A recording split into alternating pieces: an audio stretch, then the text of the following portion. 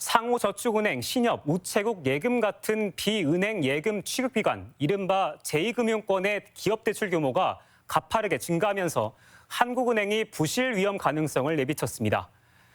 급증한 영세 사업자 대출과 부동산 대출이 경기 둔화 국면에서 부실 위험을 키울 수 있다는 지적입니다. 고차원 기자의 보도입니다. 2013년 말 1조 4천억 원 정도였던 전북 지역 비은행 예금 취급 기관의 기업 대출이 지난해 하반기에는 15조 6천억 원까지 늘었습니다. 10년간 전국의 기업 대출 연평균 증가율이 25%였지만 우리 지역은 이보다 훨씬 높은 31.2%를 보였습니다.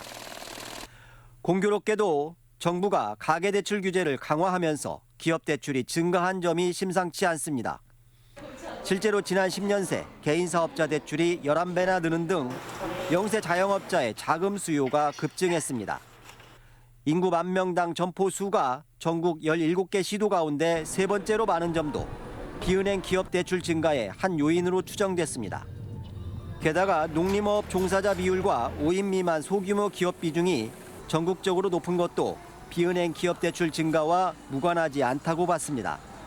부동산 시장 과열과 맞물리면서 브릿지 대출 등 부동산 개발 관련 자금 수요가 기업 대출 증가로 이어졌을 가능성도 무시할 수 없습니다.